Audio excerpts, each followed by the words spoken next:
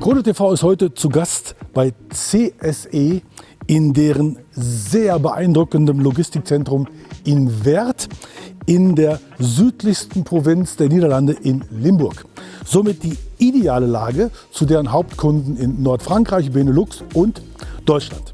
CSE ist spezialisiert auf die Logistik leerer Getränkedosen, holt die direkt beim Hersteller ab und lagert sie hier in diesen riesigen Hallen zwischen. Und dafür gibt es jede Menge Platz.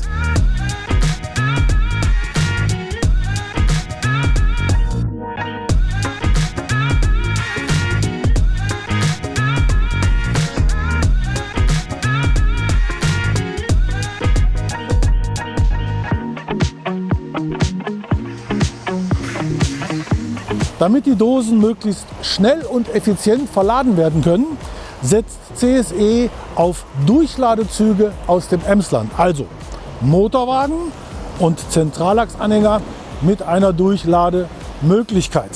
So braucht der Anhänger nicht abgekoppelt werden und es wird nur ein Tor im Logistikzentrum belegt.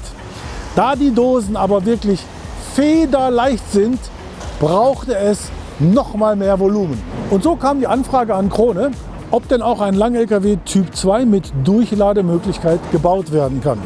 Nun, nicht gerade ein Fahrzeug aus dem Standardportfolio, aber technisch machbar.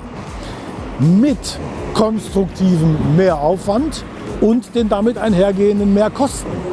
Da CSE aber gleich 18 Einheiten geordert hat, blieb der Mehrpreis des einzelnen Fahrzeugs in moderatem Rahmen. Der geringe Abstand der beiden Fahrzeuge zueinander hat zu wenig Platz für eine zweiflügelige Tür. Es braucht eben eine vierflügelige Tür, und zwar sowohl am Heck des Aufliegers als auch an der Stirnwand des Anhängers.